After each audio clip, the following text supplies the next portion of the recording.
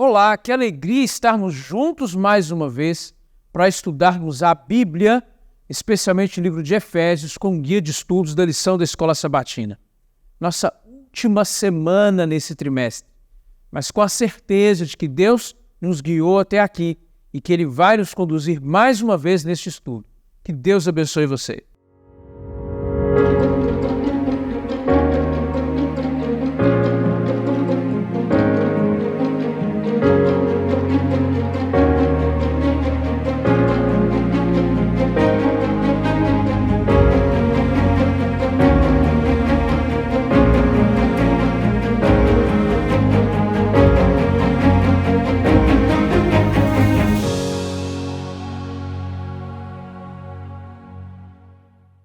Que bom estarmos juntos mais uma vez para estudarmos a Bíblia, com o auxílio da lição da Escola Sabatina.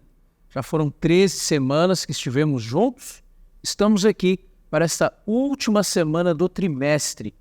Como sempre, temos conosco dois convidados que participam conosco comentando o texto da Bíblia, a exposição da lição, e eu gostaria nesse momento da oportunidade para que eles se apresentassem. Olá, pastor, nossos cumprimentos àqueles que nos assistem. É sempre uma alegria estarmos de volta aqui, dispostos a mais uma vez recapitularmos esse precioso estudo da lição que nesse trimestre fala aí de Efésios e quanta coisa a gente tem aprendido com Efésios, né? E para mim, pastor Carlos, aqui do Sal de Fama, é uma alegria estar aqui de volta. Muito bem.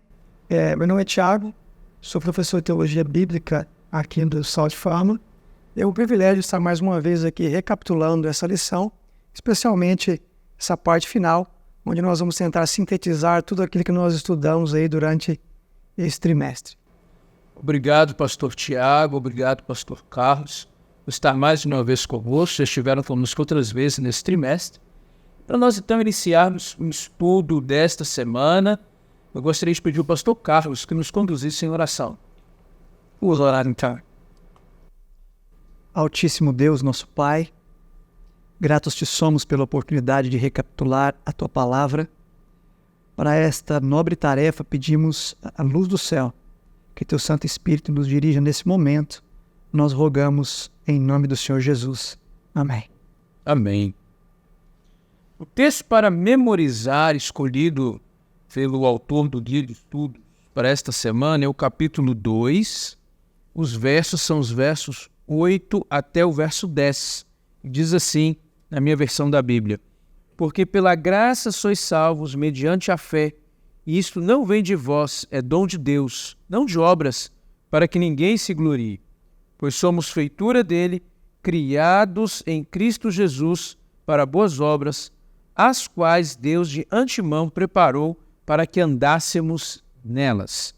É claro que ao longo do trimestre nós tivemos a oportunidade de ver diferentes ênfases que o apóstolo Paulo dá ao escrever esta carta aos cristãos em Éfeso e, consequente, também apresentar conceitos que, como a palavra de Deus o é, presentes para nós até hoje, né?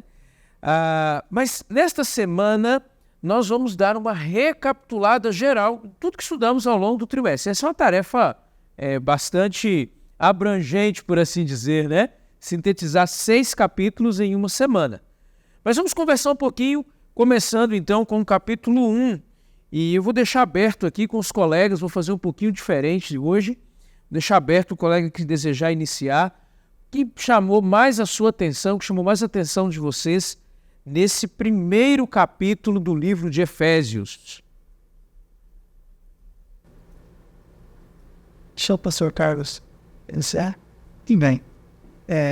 Nesse capítulo 1, me chamou muita atenção aqui no livro de Efésios 3 realidades que Paulo traz à memória dos gentios ali de Éfeso, os gentios convertidos ao cristianismo.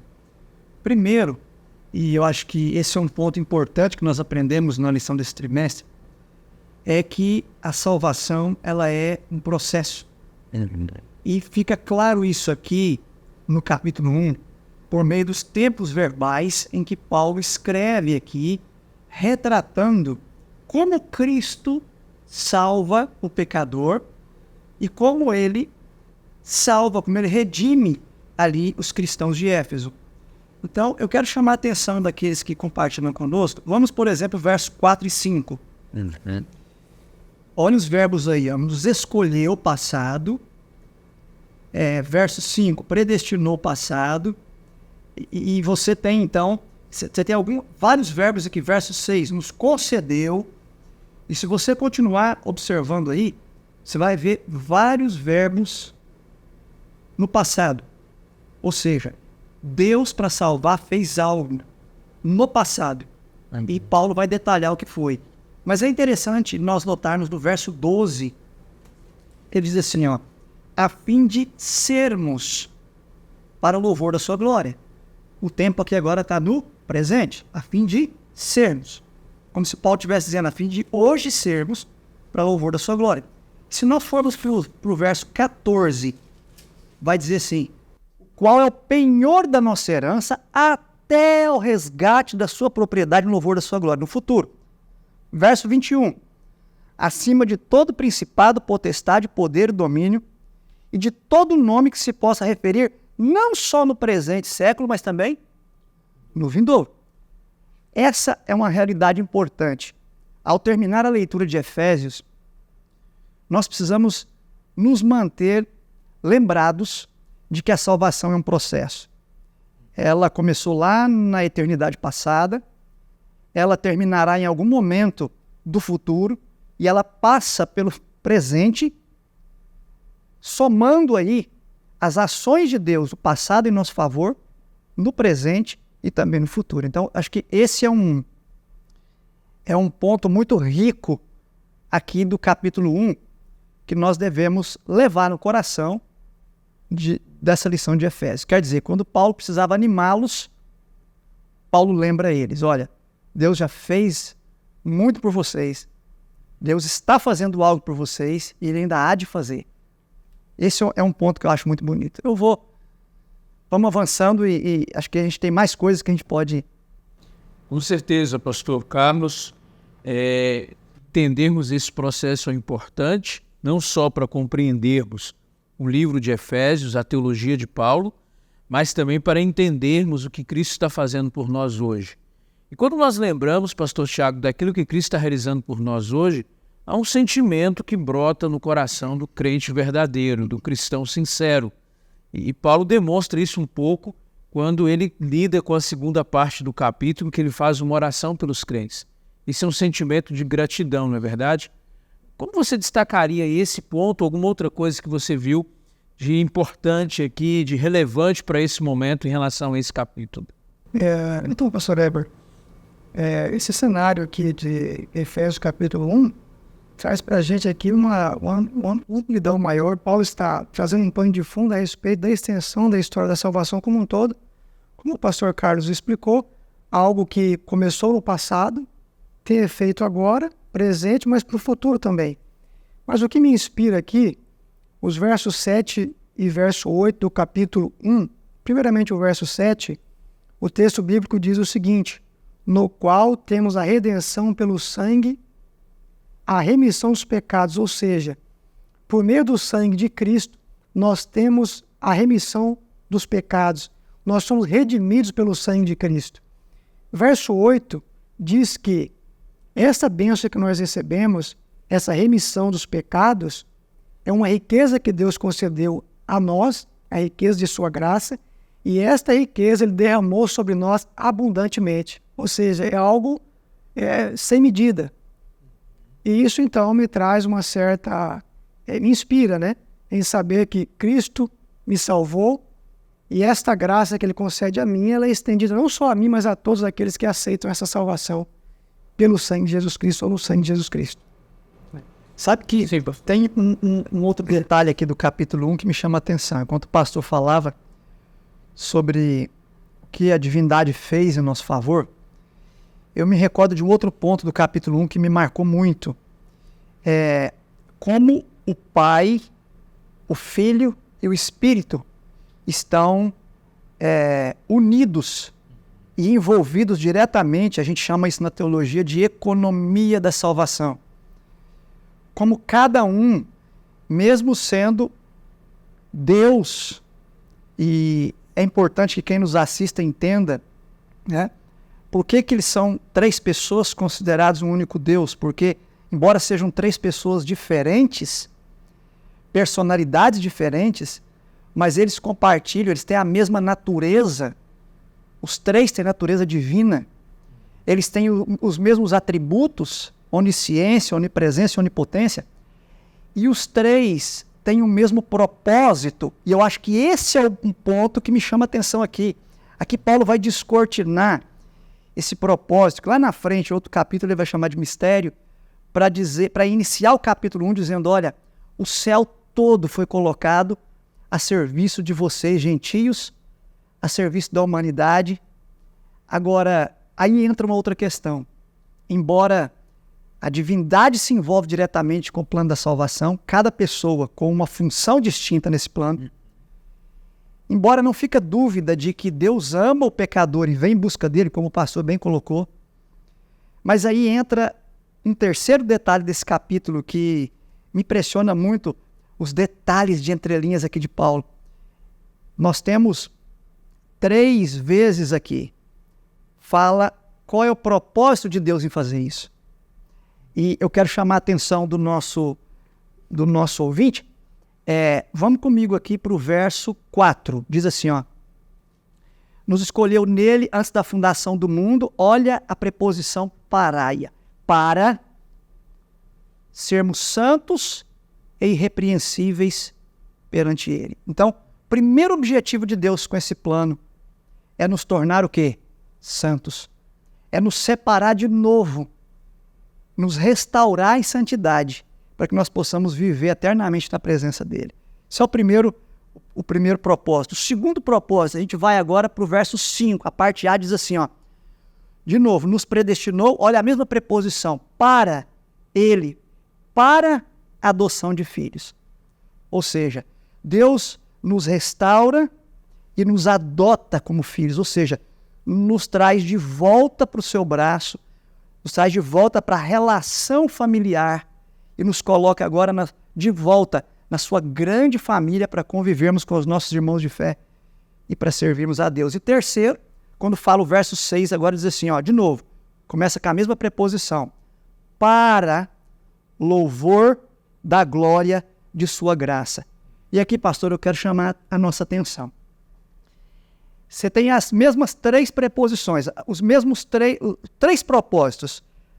Deus faz isso tudo para nos restaurar, para nos trazer para os seus braços, para a sua família de novo. Depois lá na frente, Paulo vai apresentar essa família como sendo a igreja. Ele vai dizer que essa família está representada no céu e aqui na terra.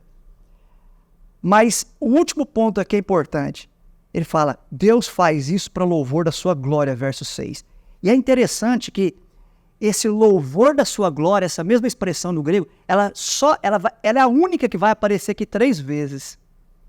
Os outros 2 motivos só aparecem uma vez cada um, mas esse vai aparecer 3 vezes. É como se Paulo estivesse mostrando assim, tudo isso que Deus faz tem vários motivos. E nós já vimos quando discutimos a lição 1. Deus tem o plano da redenção para vindicar o seu caráter, para salvar, redimir o ser humano, para eliminar o pecado desse planeta, para um dia devolver a ordem e a harmonia do universo.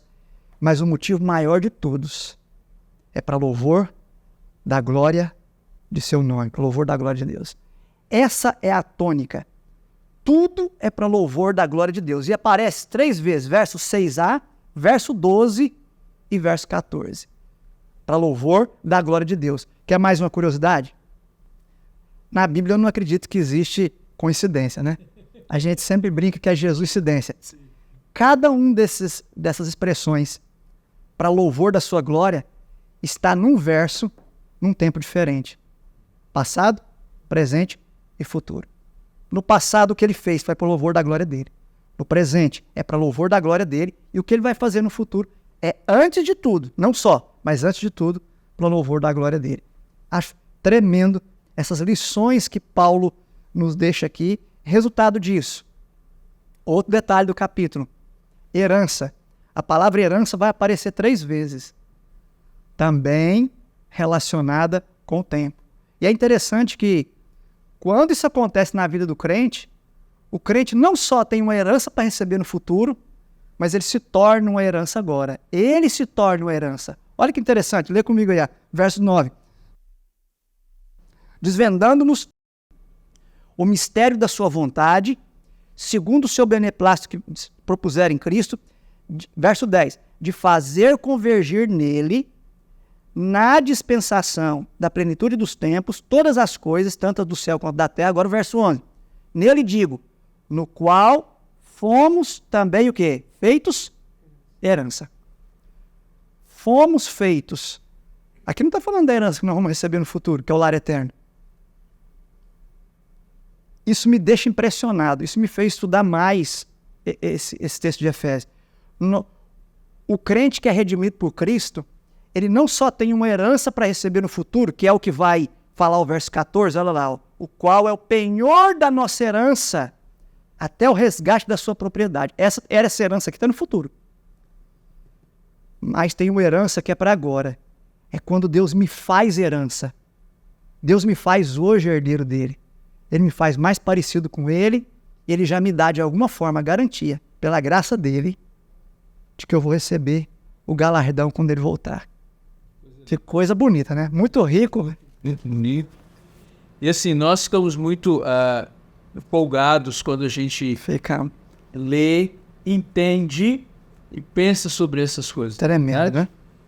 Agora, pastores, o senhor falava, pastor Carlos, sobre a questão do tempo, né? O senhor mencionou vários marcadores aqui que demonstram a ação de Deus ao longo dessa história, especialmente os marcadores que indicam o passado, presente e um futuro próximo. É interessante que nesse mesmo capítulo, no verso 10, ele vai falar sobre uma convergência em Cristo que ocorre dentro de que ele vai chamar de plenitude dos tempos. Essa expressão, plenitude dos tempos, Paulo utiliza depois em outros lugares e outros textos, né?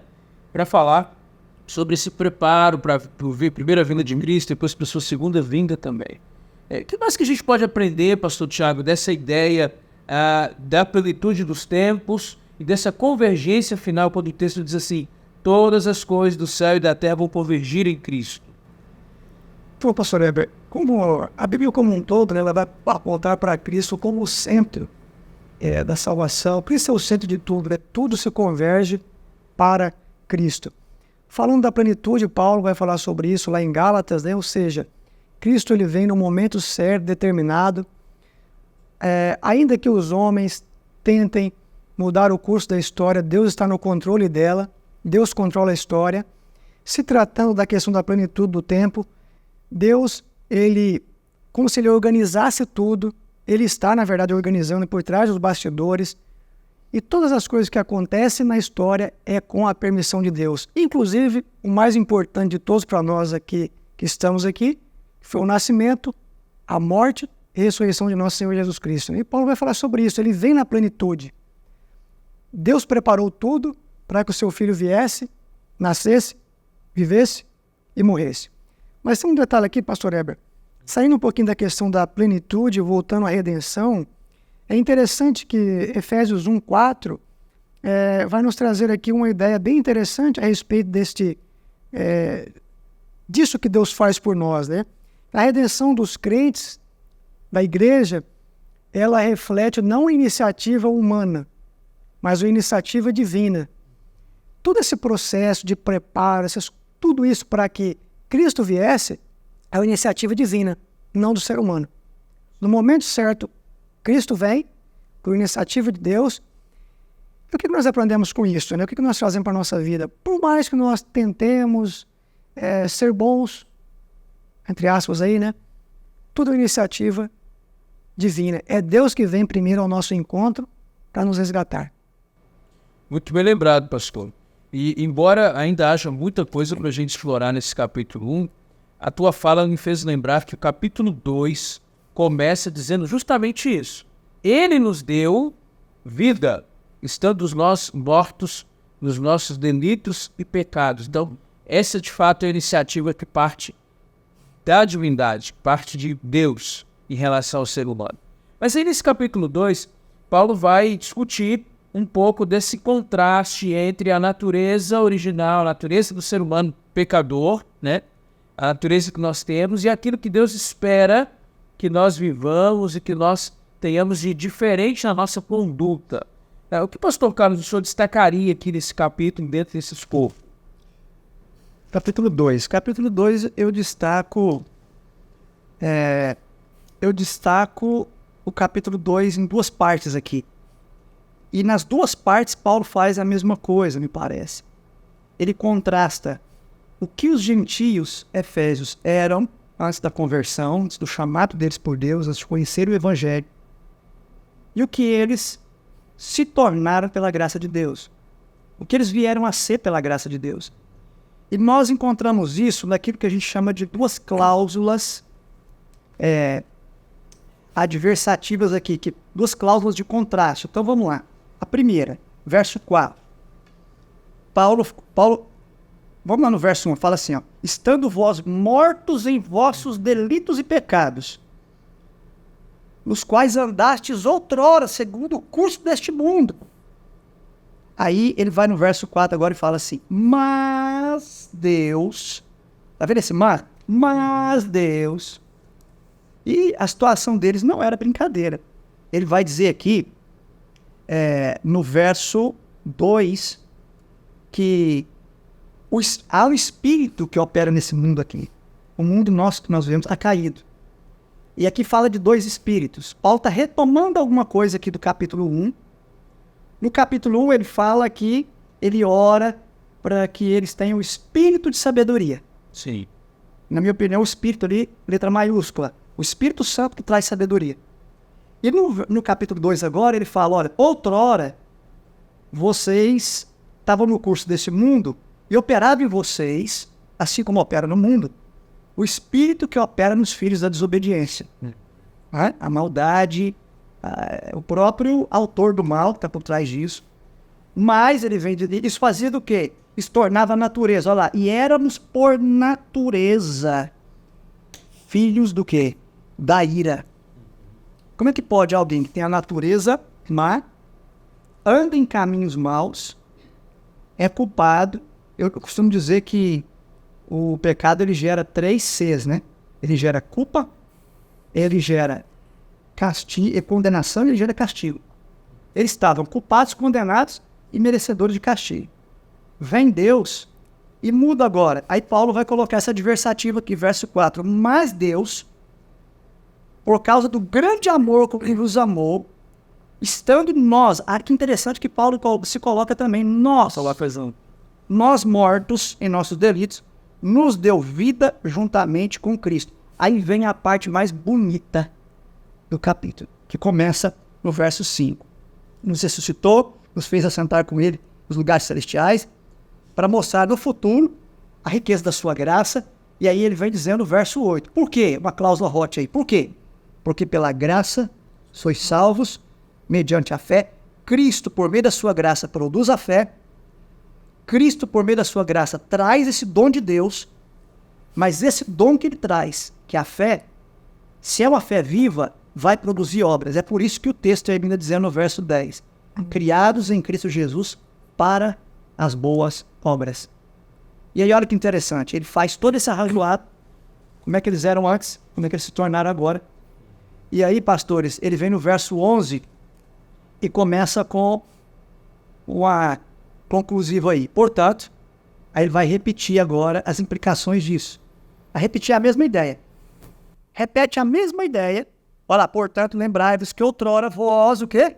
Gentios na carne, chamados inclusive de incircuncisão, tá?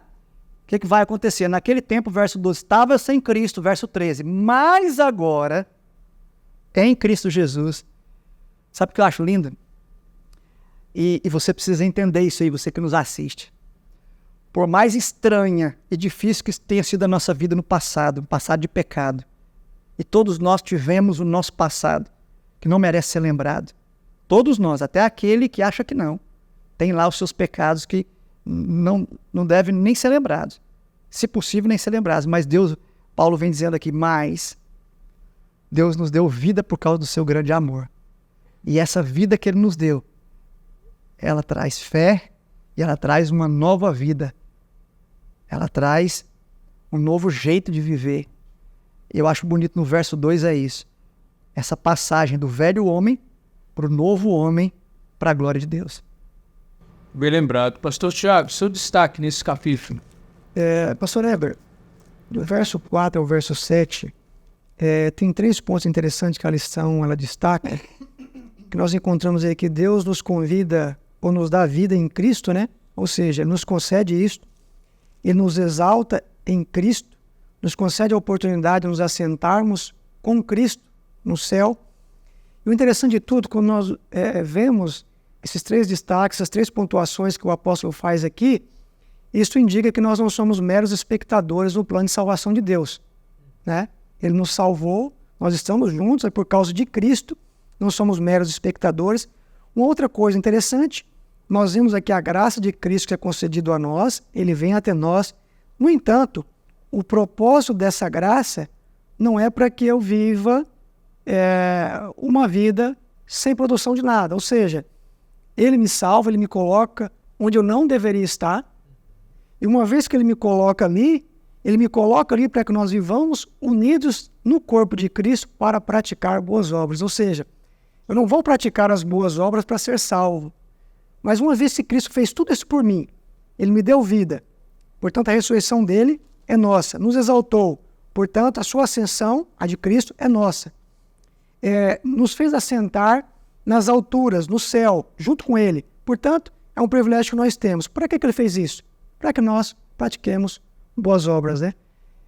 Aqui nós não conseguimos ver aqui a tal da graça barata, né? Eu tirei isso de lição para a minha vida, para nós, né? E uma vez que Ele faz isso conosco, Efésios 2, 19 a 22, vai dizer que Ele nos dedica, ou melhor, Ele nos chama para sermos santuários, separados, né? Para um propósito santo. Então eu fui salvo em Cristo para viver em santidade. Na esfera humana, lógico, mas é isso que Deus espera da gente. Dentro daquilo que nós conseguimos, mas lembrando que aquilo que nós não conseguimos, se permitirmos, o Espírito Santo... Sim, com certeza. Queridos, nós já estamos há um certo tempo na essa fala muito importante aqui, a esgotar tudo que nós estudamos ao longo do trimestre desses 2 capítulos, desse bloco, não seria possível, mas nós vamos fazer uma pausa agora e você continue conosco. Acredito que ao longo do trimestre nos acompanhou até aqui, aprendeu da Bíblia muita coisa boa, muita coisa útil. Daqui a pouco a gente volta, próximo bloco, para estudarmos o capítulo 3, recapitularmos o capítulo 3 e recapitularmos também o tema que está dividido nos capítulos 4, 5 e 6. Continue conosco.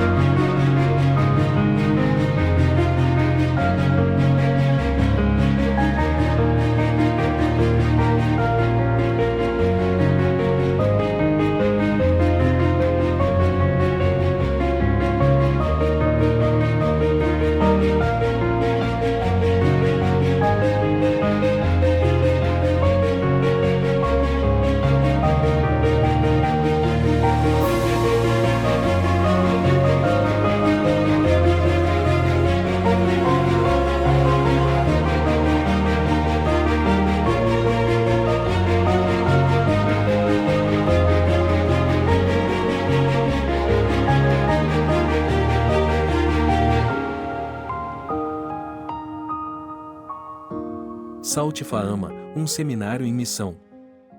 Estamos de volta, continuando aqui o estudo do livro de Efésios, recapitulação geral desse livro no finalzinho desse trimestre.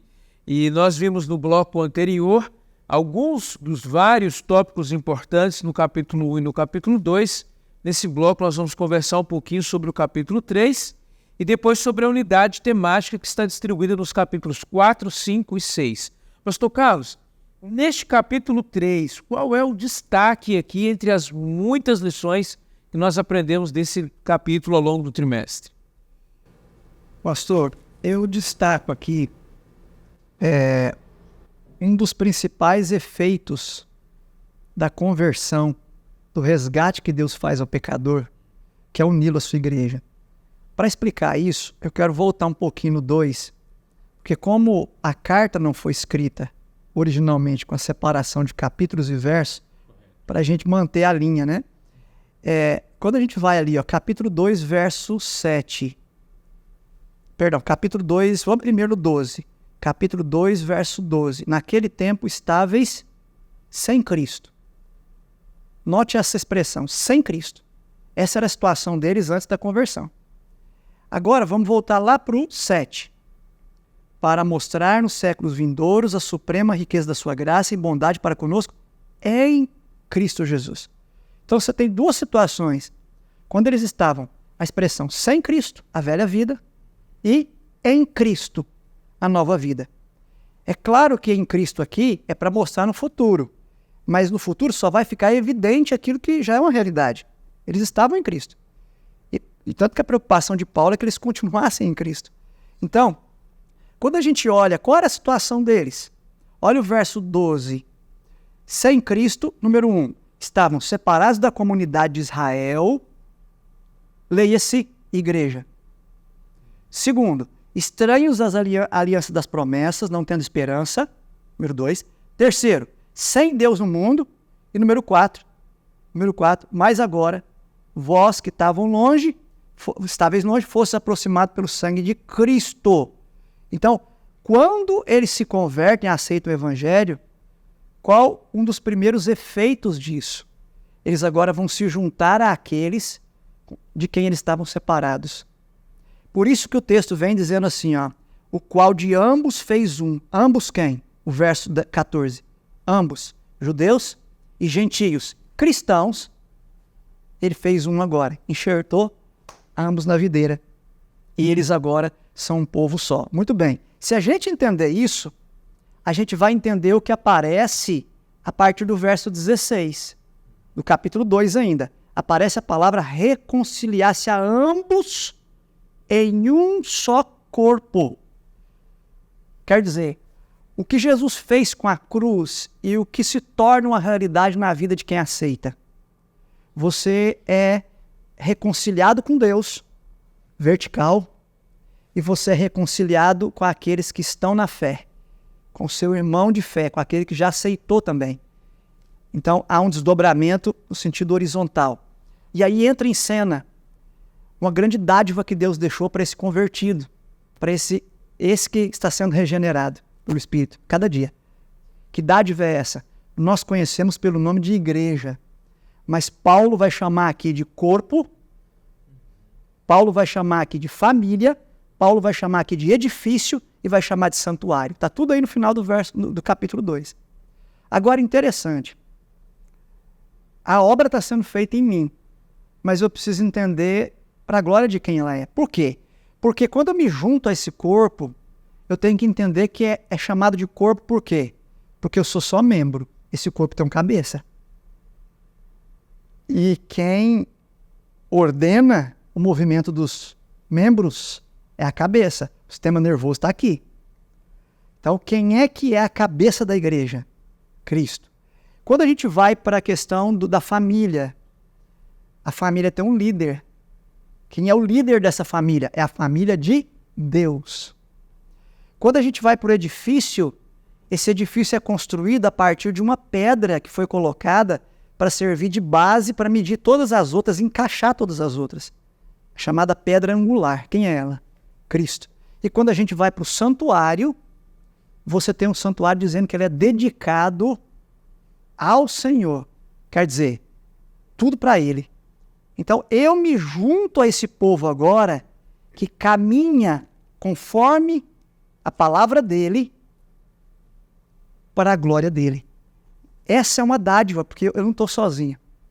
Eu não estou mais separado dos meus irmãos de fé ou daqueles com quem eu compartilho a grande filiação da grande humanidade. Né? Então, acho que isso é bonito. Aí, quando ele termina com isso, ele começa o verso 3 agora, o capítulo 3, falando que isso é o quê? Isso só foi possível por causa do mistério. O mistério. O mistério vai aparecer no verso 3. O mistério vai aparecer no verso 4. O mistério vai aparecer no verso 9. 3 vezes a palavra mistério. E nas 3 vezes, para cada palavra mistério que aparece a palavra euangélio, o evangelho. Então, que mistério é esse? Paulo explica. Verso 6. A saber que os gentios são co-herdeiros, membros do mesmo corpo e coparticipantes da promessa em Cristo Jesus por meio do quê? Por meio do evangelho que os alcançou. Então, isso aqui é bonito. Isso aqui é bonito. Para quê? Verso 10. Para que pela igreja a multiforme sabedoria de Deus se torne conhecida. Muito bonito isso aqui, né? Acho que o destaque aqui é: nós somos parte do corpo de Cristo, uma vez que aceitamos a Cristo. Não tem como, pastor, você aceitar a Cristo, né, pastor Tiago? E não se juntaram à igreja. Por isso que é um escândalo falar de um cristão desigrejado, né? De um crente sem vínculo eclesiástico. Biblicamente falando, é impossível. É impossível. Obrigado, pastor. Pastor Tiago, o que você tem a acrescentar aqui sobre as suas percepções, o que ao longo do trimestre chamou a atenção nesse capítulo? Bem interessante, né? Pegando aqui o gancho do pastor Carlos, a fala dele, é impossível ser cristão no vácuo, né? A igreja, ela faz parte do plano de Deus para a salvação de pessoas. Nós somos salvos em Cristo, mas ela faz parte do plano. Por mais que tenha seus problemas, como sempre teve, sempre vai continuar tendo até Jesus voltar, enfim, mas ela faz parte do plano de Deus. É tanto que Paulo, em Efésios, capítulo 3, verso 10, ele vai dizer: para que, pela igreja, a multiforme sabedoria de Deus se torne conhecida, agora, dos principados e potestades, nos lugares celestiais. Peraí, como assim essa sabedoria de Deus vai ser conhecida pela igreja? Essa multiforme sabedoria vai ser conhecida pela igreja. Imagina que gentios e judeus, pensamentos diferentes a respeito de Deus, eles se unem em Cristo, e esses que se unem em Cristo estão na igreja, e a partir de agora, que recebem essa graça de Cristo, eles demonstram para os principados e potestades que esse amor de Deus pode mudar a vida das pessoas diferentes. Trazendo para os nossos dias, quando nós olhamos para a igreja atualmente, cada um de nós nascemos em contextos diferentes. Um nasceu em uma região, uma família, tal, ideias diferentes. Antes de conhecermos a Cristo, o nosso pensamento a respeito de Cristo talvez não fosse dos melhores. E uma vez que nós aceitamos essa graça de Cristo na vida e começamos a fazer parte do corpo de Cristo, que é a igreja, os principados e potestades, é que o texto vai dizer aqui, eles vão entender que essa multiforme sabedoria de Deus, ou seja, é algo que está além da mentalidade humana, ela pode ser vista nessa união de pecadores que agora, redimidos pelo sangue de Cristo, vivem em unidade com um único propósito, que é seguir o cabeça. Isso é impossível aos olhos humanos. Imagine, eu, pastor Hebe, pastor Carlos, todos que estão aqui, você que está aí nos ouvindo, cada um com um pensamento diferente. A palavra de Deus diz que quando nós nos unimos em Cristo, ou nós aceitamos o que Ele fez por nós, ligados ao cabeça que é Cristo, podemos caminhar em um único propósito de vida. Isso, aos olhos humanos isso é impossível. Mas por meio de Cristo é possível. E as potestades e principados olham para isso, isso serve de testemunho para eles. Que o poder de Deus está acima de qualquer coisa neste mundo. E posso acrescentar um detalhe? Sim. Ouvindo o pastor falar, me lembrou um detalhe aqui do capítulo 3 ainda. Paulo fala 2 vezes aqui de revelação. A primeira vez ele fala no verso 3, pois segundo uma revelação que me foi dado conhecer o mistério. Paulo está falando aqui do momento em que Cristo se revelou diretamente a ele. E mostrou o mistério. Paulo, por que me persegues, né? Mas Paulo vai falar de uma outra revelação, da mesma natureza. Verso 6. Verso 6 diz aqui assim, ó. Esse aqui é o verso 6 mesmo. Verso 5. O qual em outras gerações não foi dado a conhecer aos filhos dos homens, como agora foi revelado aos seus santos apóstolos e profetas no Espírito. Quando o pastor falava, como é que é possível nós que viemos de lugares tão diferentes, de criação, educação tão distinta, nos mantermos unidos em Cristo? Paulo dá a primeira dica aqui. Nós precisamos beber na mesma fonte. Nós precisamos servir o mesmo Cristo, mas a gente só consegue servir o mesmo Cristo se nós bebermos na mesma fonte. A fonte aqui é a revelação. E a revelação nos chega ainda hoje da mesma forma, por meio dos santos apóstolos e profetas. E aqui eu destaco a importância de nós valorizarmos a revelação canônica, a Bíblia Sagrada e os escritos do Espírito de Profecia, que são também revelação. Então, nós temos distintas funções, mas a mesma natureza. Revelação. Se nós quisermos ter uma igreja unida, nós quisermos ter essa unidade que Paulo clama em Efésios, nós precisamos ouvir, dar ouvidos à revelação. É só na revelação que nós podemos confiar que virá o conhecimento e o poder necessário para nos mantermos unidos para a glória de Deus, né? Interessante. A estratégia de Deus, então, para fazer convergir todas as coisas, para usar a linguagem de Paulo, a estratégia de Deus para nos dar a oportunidade de salvação e nos manter em serviço a Ele em adoração é a igreja.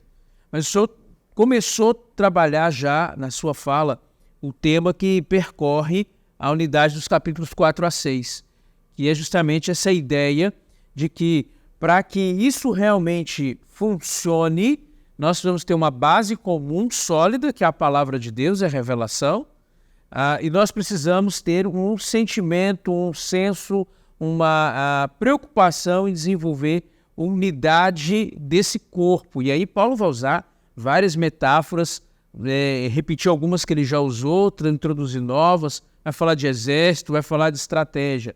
Pastor Tiago, o que o senhor destacaria, então, a partir desse aspecto dos capítulos 4, 5 e 6, que vai tratar essencialmente desse tema da unidade e das novas metáforas que ele estabelece aqui para falar a respeito da igreja como um corpo unificado? Muito bem, pastor Heber. Olhando por uma ótica humana, é impossível a igreja dar certo.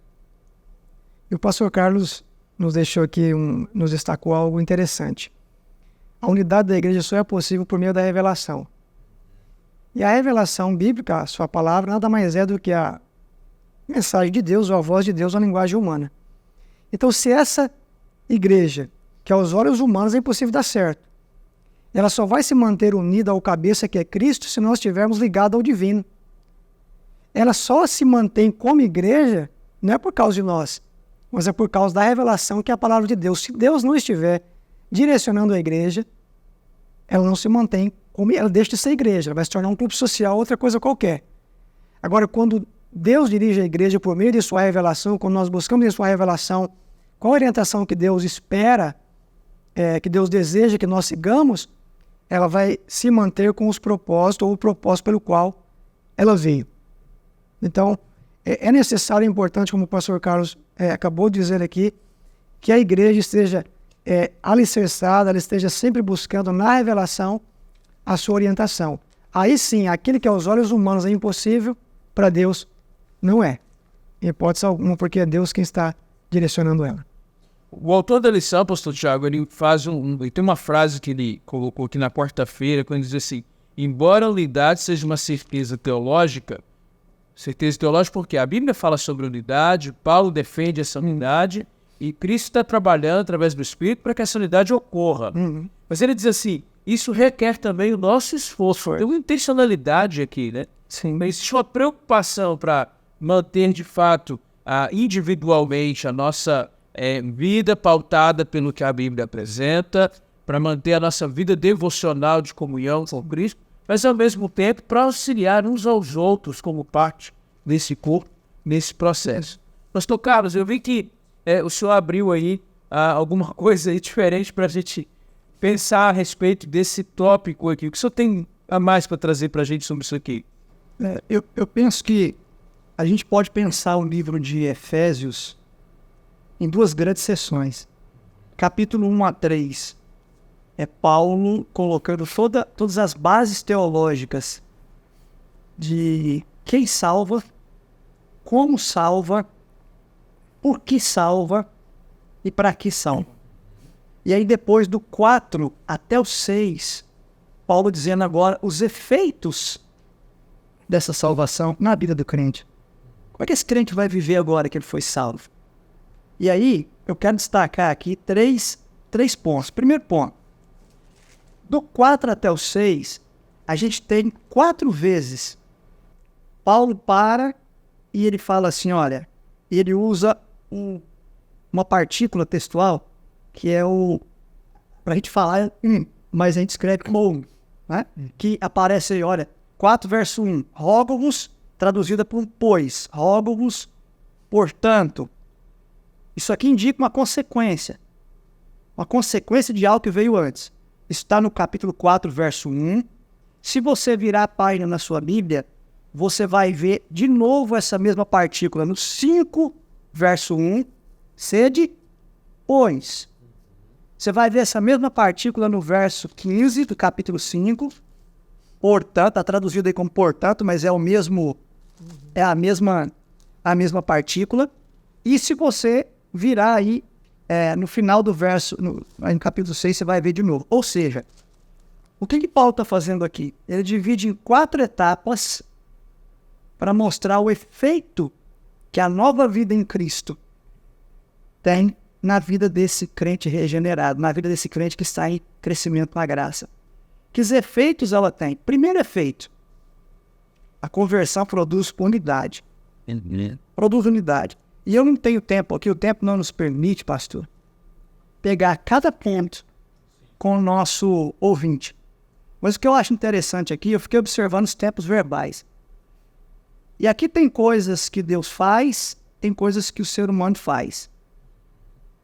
Tem coisas aqui que estão na voz ativa, que é Deus que faz.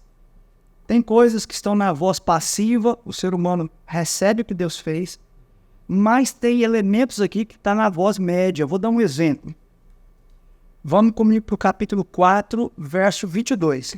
Diz assim, ó, no sentido de que, quanto ao trato passado, vos despojeis do velho homem, que se corrompe segundo as concupiscências do engano. Isso aqui está na voz média.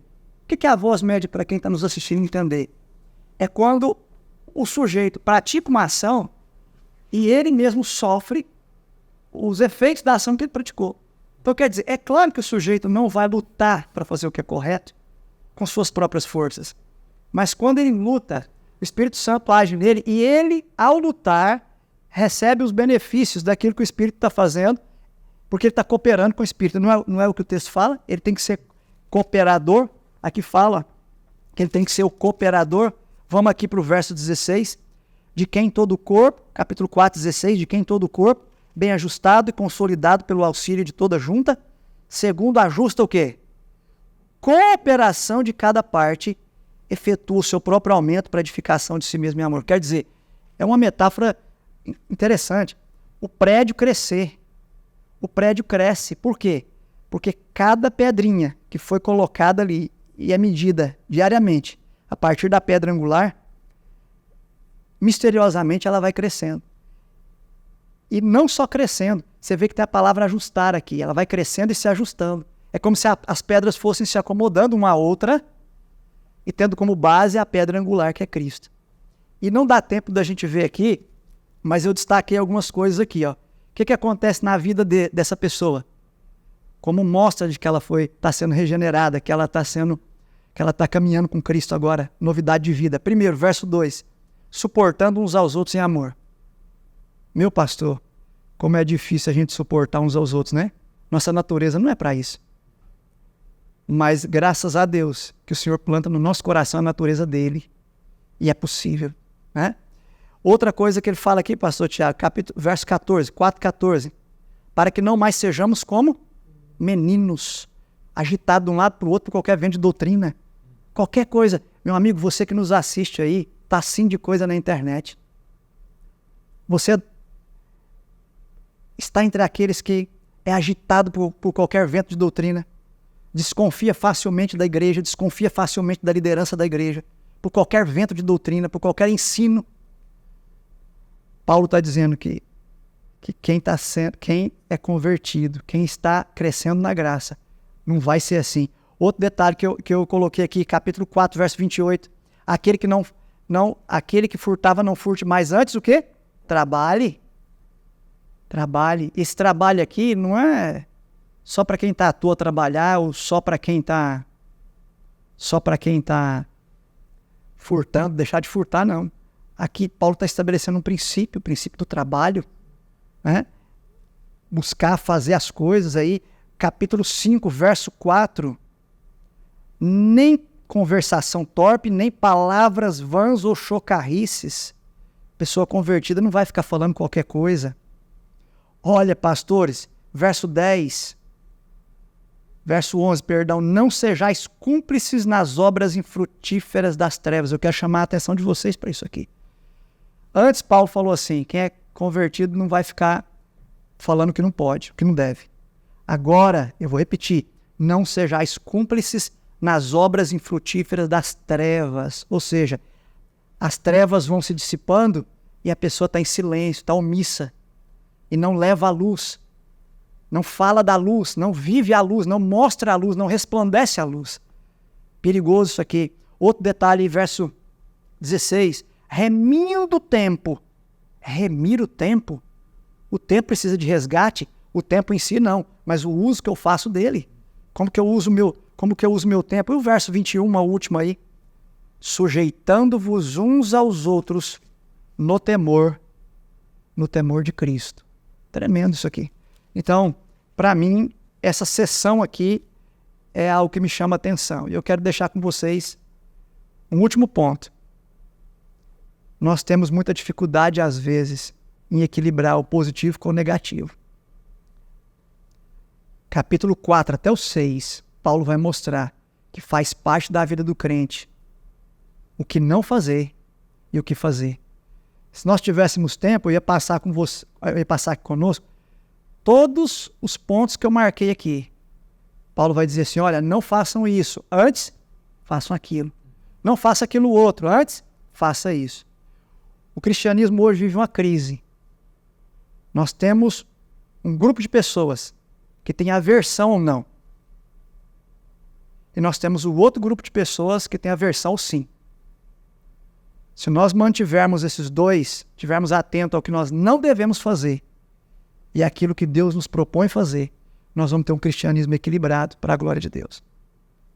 Amém. Pastor Tiago, nosso tempo já está esgotando, mas eu gostaria de ouvir de você um pouquinho dessa última parte do capítulo 5 e do capítulo 5, a parte da inicial do capítulo 6, quando ele vai nessa discussão sobre o que o cristão deve deixar e como ele deve viver agora essa questão da conduta. Ele vai usar aqui o tema da família. Vai falar um pouco sobre a família, não só prescrevendo algumas normas de como essa relação interna deve ocorrer, mas também usando como metáfora para a própria relação da igreja. Fala um pouquinho para a gente sobre isso, pastor. Professor Heber, falando aqui de deixar tudo para trás, né? Viver em novidade de vida, viver em Cristo, Paulo vai falar isso no capítulo 4, né? É deixar tudo para trás. Não tem como eu dizer que estou vivendo em novidade de vida e, ao mesmo tempo, eu estou flertando com o passado. No caso, Paulo está dizendo aqui, olha, seja, se eu estou em novidade de vida, eu não posso ficar flertando com o passado. E é muito perigoso isso para nós como cristãos, seja em que área da vida for. Eu aceitei a Cristo, vivo em novidade de vida, teoricamente, mas constantemente eu estou flertando com coisas do passado, da vida pregressa que eu tinha. Então quem vive em Cristo não pode flertar com o passado. Eu sou salvo pela graça? Sim. Mas deve existir uma predisposição minha a abandonar o pecado. Porque Deus não vai trocar meu cérebro, né? Aí tem gente que acha, bom, já que eu sou salvo pela graça, ele vai ver que troca. Não. Deve existir uma predisposição em deixar o passado, que é o que Paulo fala. A vida pessoal, vida familiar. Indo para a parte de quinta-feira, né? Que é o assunto próximo que o senhor comentou aí. Nós recebemos uma graça de Cristo, conhecimento desse mistério como um todo, e agora nós devemos transmitir. E Paulo vai falar de algumas coisas interessantes, que está no capítulo 5, que eu gostaria de destacar, é que nós somos salvos pela graça, sim, devemos deixar a velha vida. No entanto, isso não quer dizer que é por meio destas boas obras, ou essas boas obras que eu faço, que eu vou tentar me justificar perante isso que eu faço. Ou seja, eu não posso tentar me justificar perante a lei, seja ela qual for. Eu sei que ele está falando de circuncisão aqui, mas seja ela qual for. O objetivo não é tentar me justificar por meio dela.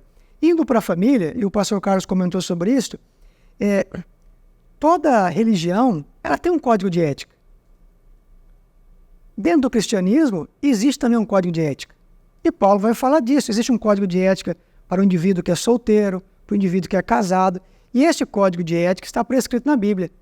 E todas as vezes que eu, que professo ser um cristão, fujo desse código de ética, eu estou fugindo do ideal de unidade que Deus quer para mim. Quando eu fujo do código de ética com relação à igreja, eu estou fugindo do ideal de Deus para a sua igreja. E eu vou trazer problemas ao corpo de Cristo. Quando eu fujo do código de ética que Deus tem prescrito para o casamento, marido e mulher, vai ter problemas também dentro do relacionamento. E a lição vai falar sobre isso, o Paulo vai falar sobre isso, né? Cristo é o cabeça da igreja, igualmente o esposo é o cabeça do lar. Eu sei que isso é muito controverso você falar nos dias atuais, mas é o código de ética cristão. O que deve acontecer então na família? Um deve respeitar o outro, deve ter o respeito mútuo de um para com o outro, mas cada um tem o seu lugar dentro do plano que Deus preparou para cada um de nós. Esposa para com o esposo para com a esposa. Então o nosso código de ética não é o que as filosofias modernas estão dizendo. Eu queria aproveitar e dizer para você que está aí nos ouvindo, existem aí centenas de ideias a respeito de como deve proceder um homem dentro de casa, o esposo, a esposa, que são contrários aos ensinamentos bíblicos. Nós, como cristãos, nós temos que seguir aquilo que a palavra de Deus está nos orientando, pois assim nós mantemos a nossa unidade.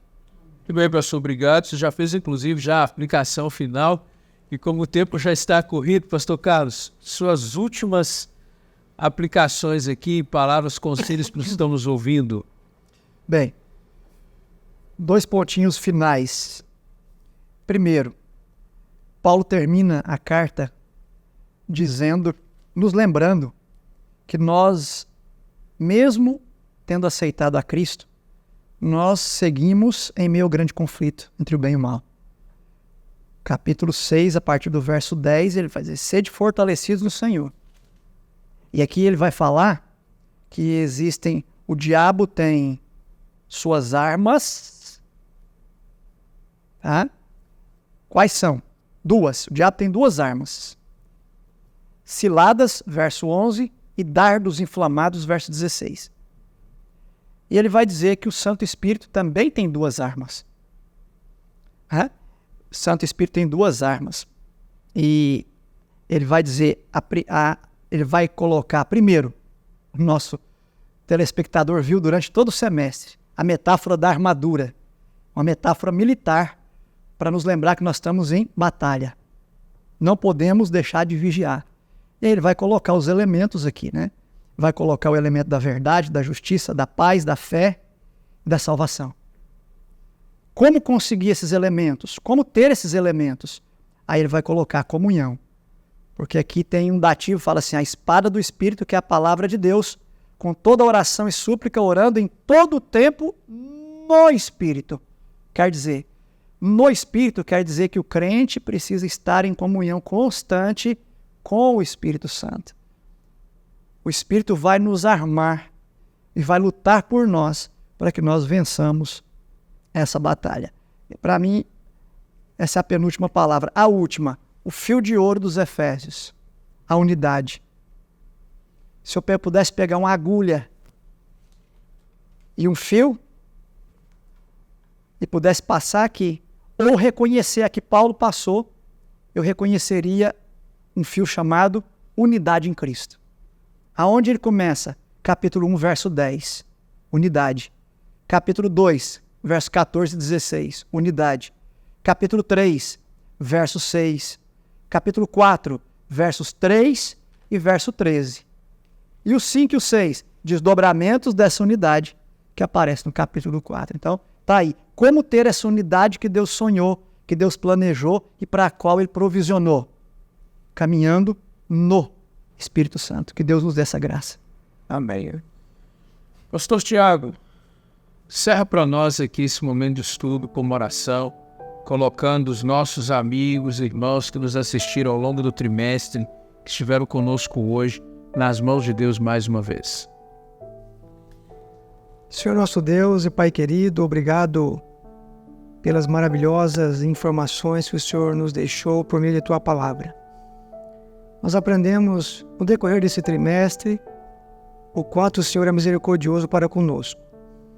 Em especial nessa lição de hoje, que é necessário mantermos-nos unidos a Cristo, a unidade da igreja, da família, que nossas famílias possam estar unidas a Cristo, que é o cabeça. Que nossa igreja também esteja unida a Cristo, que é o cabeça dela. Acima de tudo, Pai querido, que nunca nos esqueçamos de que a carta magna do cristão é a sua revelação, é a Bíblia, e não outra qualquer filosofia humana que surge por aí mundo afora. Que isso nunca saia de vista de nenhum de nós, do nosso pensamento. E que cada dia mais possamos nos aproximar do ideal de vida que o Senhor tem para nós. É o que lhe pedimos em nome de Jesus. Amém. Nós agradecemos a Deus pelo privilégio de termos a Bíblia, de poder estudá-la todos os dias, pelo privilégio de termos esse guia de estudos, a lição da Escola Sabatina. Próximo trimestre, a lição vai tratar do tema da missão de Deus.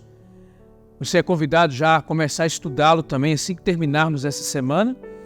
Nós agradecemos também a toda a equipe do Núcleo de Comunicação aqui da Faculdade Adventista da Amazônia, onde o Seminário Adventista Latino-Americano de Teologia funciona, por ter nos apoiado nesse projeto ao longo do trimestre. Agradecemos às administrações das instituições envolvidas, que partilharam conosco os materiais, os recursos para que esse projeto pudesse chegar até aqui. E agradecemos você que esteve conosco fielmente a cada semana assistindo, e convidamos você a continuar estudando a Bíblia e continuar estudando-a com o auxílio da lição da Escola Sabatina, e que Deus te abençoe.